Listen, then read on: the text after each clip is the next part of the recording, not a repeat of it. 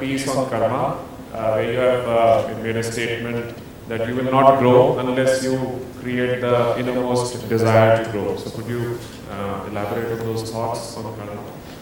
See, desire is not something that you have to create. Is there somebody without desire, however religious you are? Is there somebody here without any desire? People have tried these teachings with you and they have not worked, isn't it? They told you, you must give up your desire, you must be satisfied with what you have, you must be content.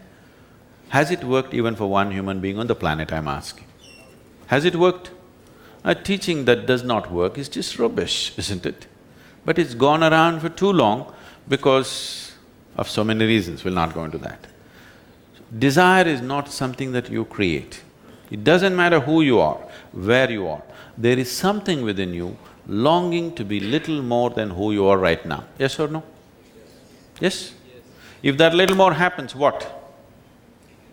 Little more. If that little more happens, what? Little more. If that little more happens, what? I can go on like this. Why you're going bit by bit, I will make you the king or queen of this planet. Will you remain fulfilled? Don't look at me hopefully, I will not make such a blunder. I am only saying if you become the king or queen of this planet, will you be fulfilled? No. You will look at the stars, isn't it? So there is something within you which is longing to become boundless, to become infinite. Now you're approaching the infinite in installments. This is not a good way to go. In installments, can you ever get to the infinite? Can you count 1, 2, 3, 4, 5 and one day say, this is infinite? You will only become endless counting, you will not know the infinite.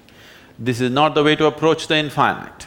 So the desire is just this, there is something within you which is always longing to become boundless.